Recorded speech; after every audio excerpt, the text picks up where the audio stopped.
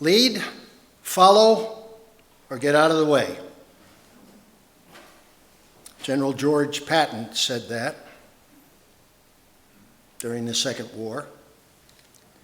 Lee Iacocca, the president of Chrysler Corporation in the 70s, said the same thing. Those are not the only two people that have used those words. There have been others. But they sort of catch your attention. Lead, follow, or get out of the way.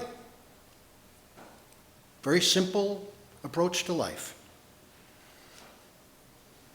However, these words reflect the tension and the ambiguity that has persisted in nations, institutions, towns, families for centuries.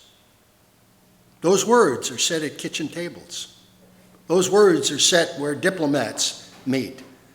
Those words are set in the speeches given in countries. Particularly when leaders rise and they look out over the crowd. Lead, that's what I'm going to do. Follow, that's what you're going to do. And if not, get out of the way. Pretty clear, quite brutal. But it does reflect tension and ambiguity. What am I to do with that? I don't understand what it means to lead. I'm not sure what it means to follow. I have a hunch as to what it means to get out of the way. The church is not exempt from this tension, by the way. John Stott, in his book on leadership, writes this: there is painful tension between what the church claims to be and what the church seems to be. Between the divine ideal and the human reality. Between the romantic talk about the church being the bride of Christ and the very unromantic, ugly, unholy, and quarrelsome Christian community we know ourselves to be. It is this tension between the final glorious destiny in heaven and our present very inglorious performance on earth that we pay attention to. It is this ambiguity that is present in the church. End quote.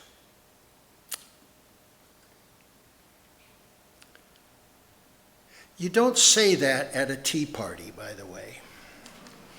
It's hard to receive what Stott put forward in the year 2002.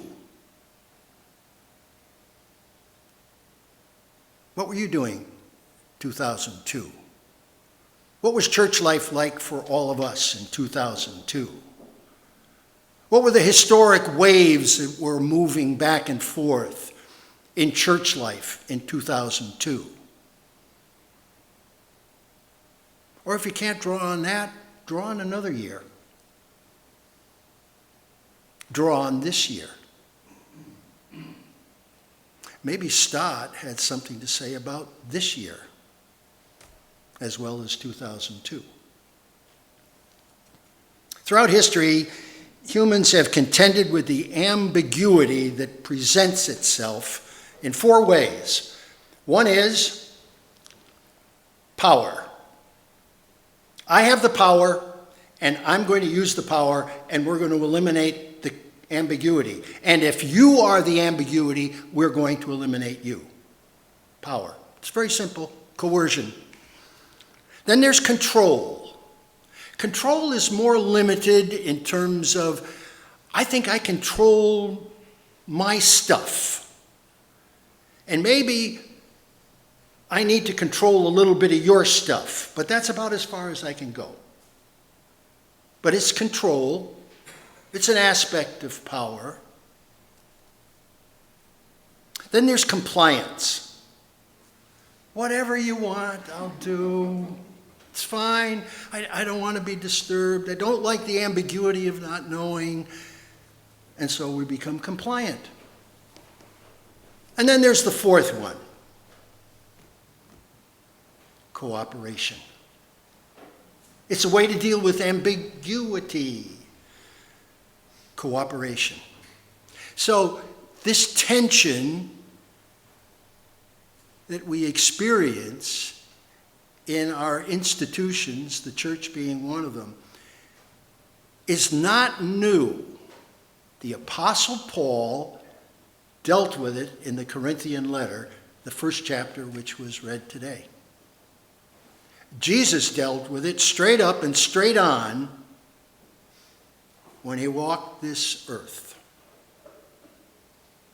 He had words to say about this ambiguity, this tension, this way that we're going to organize our life using what? Power, control, compliance, cooperation. Jesus had something to say about that.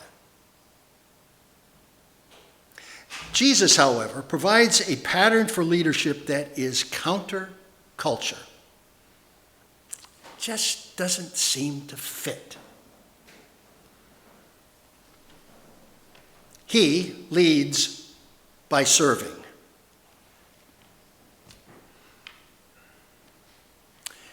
Jesus, there's something wrong with the pattern there. Leaders do not serve. They are served. And Jesus says, no. I came into your life. I came into this world. I came into the universe to serve, to be a servant. And I'm calling you, Peter, James, John, Bartholomew, the whole group of you. I'm calling you to serve. Well, Jesus, you know, we're not high on the social pecking order, but, you know, that service thing rubs me the wrong way. I live in a community that is run by the Romans that are telling me that we have to serve them. I don't like that. And I don't like the way the religious leaders are making their way towards Rome. And now you're saying we need to serve. I'll think about that. And then Jesus says, follow me. And Matthew gets up from his counting desk and says, yeah, I heard that. I'll follow. James and John, you take care of the nets. And they follow. What was the dynamic? What turned the switch so that they could hear what Jesus was saying?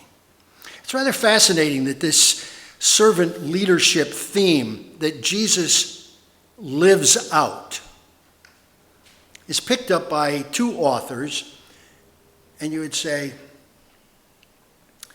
why would they take Jesus as the model for leadership? One of them is Robert Greenleaf. He writes in 1969 a book that's about this thick. He was 45 years a middle manager in AT&T. And he began to look at AT&T, this big institution. And he was saying, you know, something's wrong the way we work. We have people who are over here, and we have people who are over here, and they don't seem to talk. These people over here don't know about these people over here, and vice versa. There's something wrong with the pattern. And he spent years trying to decipher what it was in American culture as seen in AT&T that's on the wrong trail. Title of his book, servant leadership. The servant in the leadership model is the one that understands the other person, the person who is other from you. It is not focusing on me, it's focusing on the other person. And when that happens, when your eyes get open and your ears get open, you see and you hear, there is an empathic response to that individual. And Greenleaf, when he left AT&T, was acknowledged as the guru of a new leadership plan. You can still pick up his book. People still read that book. They're fascinated by that book. And Jesus is the model, hovering throughout that book. Not explicit, but very clear. In the 80s, another person, president of the Herman Miller Furniture Company, Max Dupre, he writes 3 books. And he's trying to solve a similar situation to what Greenleaf was. He writes The Art of Leadership. And then he writes Leadership and All That Jazz. And then he writes Servant Leadership. Herman Miller Furniture, big company. Dupre was an appreciated and revered leader. In his first book, The Art of Leadership, he says there are 3 things that the leader has to do. Define reality. The third thing the leader needs to do is say, thank you. And the second thing the leader needs to do is to help the other person succeed. Meet the other person where he or she is. The art of leadership. And Dupre tells many stories.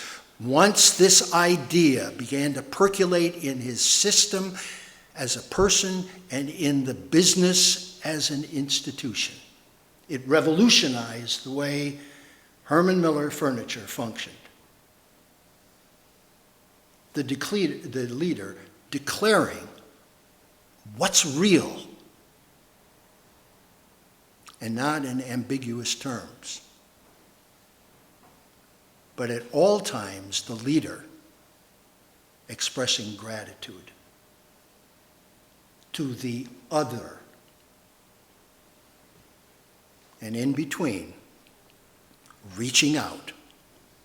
How can I help? What do you need in order to accomplish your task? What would happen if the president of an institution decided to do that?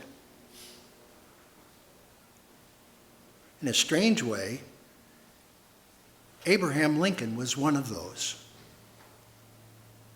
Very often, Lincoln went out the back door of the presidential house and met people.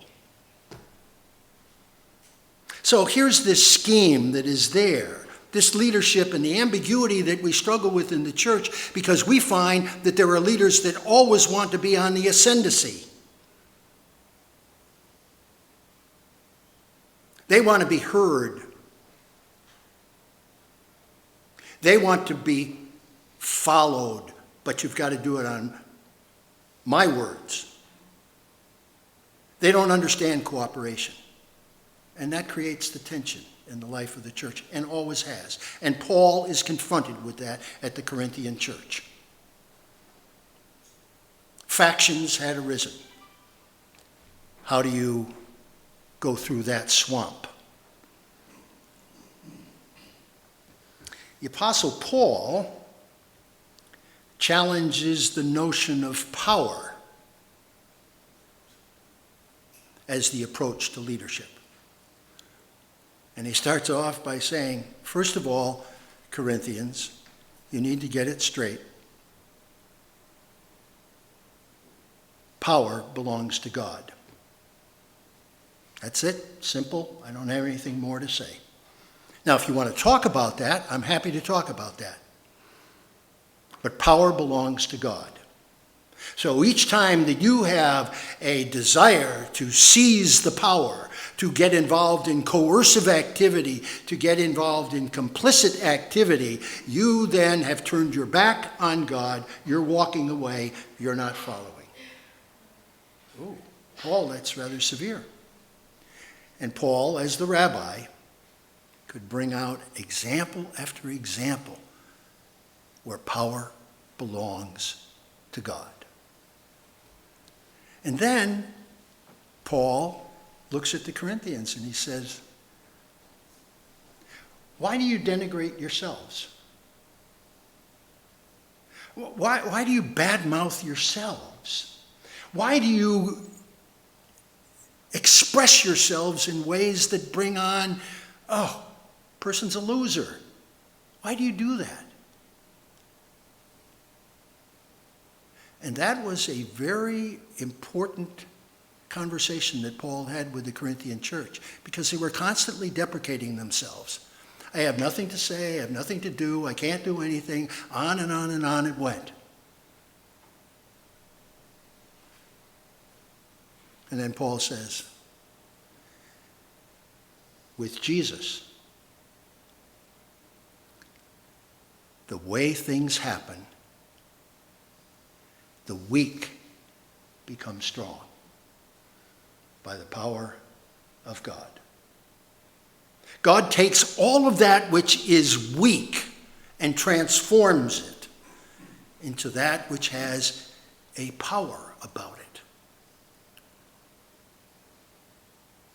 That's not just taking Dale Carnegie and saying, you know, you can all do good stuff. Kumbaya, let's have a great time. He's not saying that.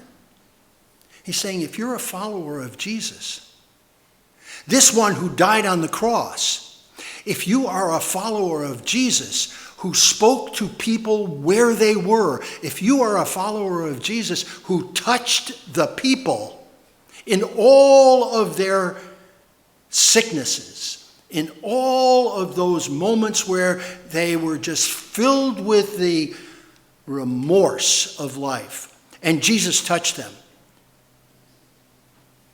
he's the one who is saying, follow me.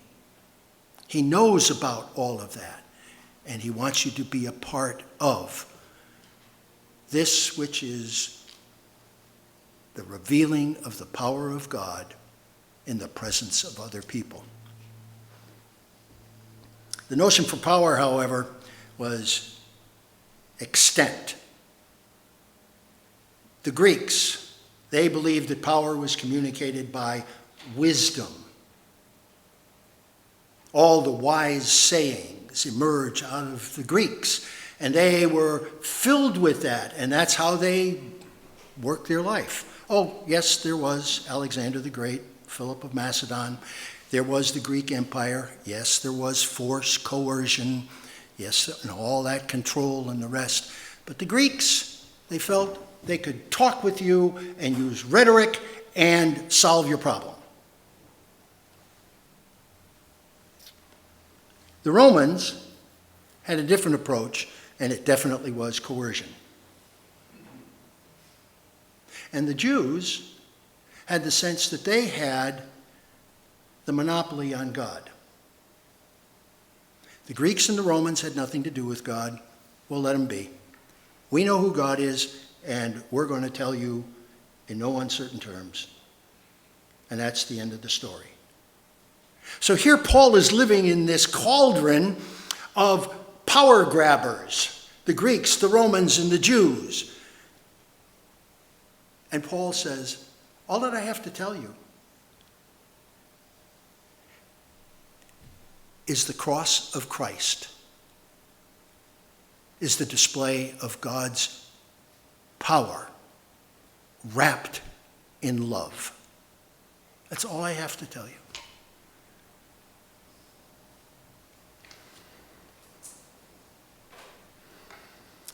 Nothing in my hands I bring, simply to thy cross I cling. Paul didn't write those words. That's a hymn. Third stanza of Rock of Ages. Nothing in my hands I bring, says Paul, but simply to the cross I cling.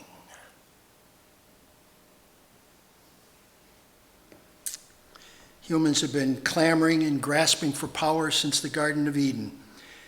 Jesus refused to receive power from Satan in the wilderness and said, "No, I'm not going down that road."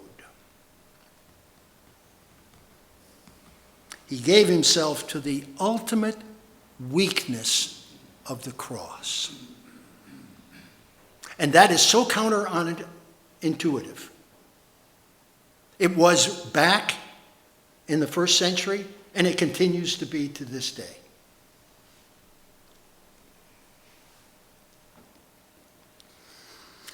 On Wednesday, 23 years ago, two World Trade Towers were hit, beginning at 8:46. Within 2 hours, those two towers collapsed and formed what we now know as the Pile. By the end of the day, two more hijacked planes had crashed. And when the sun had set, about 3,000 people had died. That's power. That's raw power. And our country was stunned. You can probably remember where you were.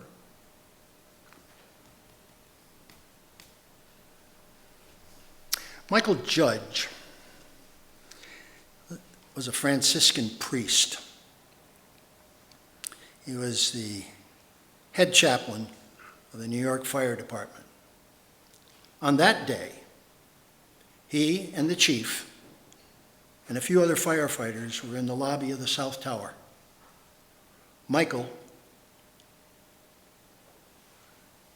was giving last rites to a person who had been seriously, mortally injured. And as he bent down to give last rites, a piece of concrete hit him, and he fell flat. It was a mortal wound. His colleagues in the fire department carried him to an ambulance, and he died.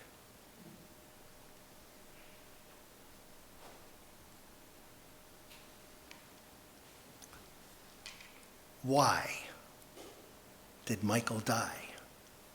I don't have an answer to that. It's just a question that haunts me. Here is this Franciscan priest who has given his life into this milieu, and he dies. As I began to become familiar with Michael through things that he had written and people that had written about him, I began to see something. Michael, after he was a priest, he began to understand what his ordination vows really meant. And he gave a witness to the fact that he is more interested in that person to whom he is connected than he is interested in himself. For Michael, following Jesus was the way his life had to be lived. Every day, something would occur. Oh Lord, where do you want me to go? Oh Lord, what do you want me to say? That was his prayer. He had come to understand this leadership issue because he pledged himself to be a follower of Jesus. And in so doing, he led.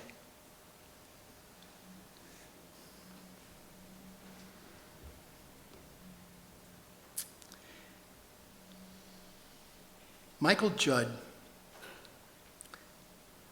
when they were going through his effects at the firehouse,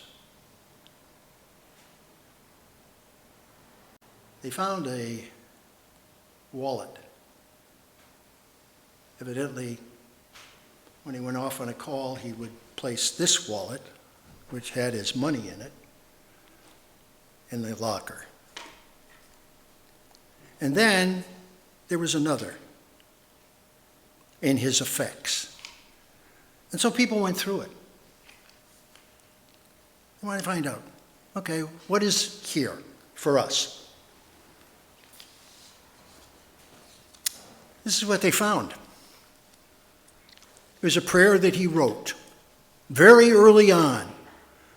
And I found out when I was officiating at a funeral down at Arlington 3 years ago. I happened to mention Michael Judd to a school teacher of a parochial school. Oh, I know Michael. I said, how do you know Michael? Well, I really don't know Michael. I mean, he died. I said, well, how do you know him, though? He would visit the school. Oh, really? Do you know his prayer, Dean? I said, as a matter of fact, I do. We have it on the wall in the school. Oh. This follower of Christ made it outside the firehouse, outside the monastery, into the world with the cross of Christ. This is Michael's prayer. Lord, take me where you want me to go. Let me meet the people you want me to meet. Tell me what you want me to say, and keep me out of your way. Amen. I printed these up. They're on the back table if you'd like to grab one. I keep one. I find a kinship with Michael. Certainly as a military chaplain, I can empathize with him. But more than that, he was a follower who led and invited and gathered and worked cooperatively. He understood power, but did not use it to overwhelm the other. Lord, take me where you want me to go. Let me meet the people you want me to meet. Tell me what you want me to say, and keep me out of your way. Amen.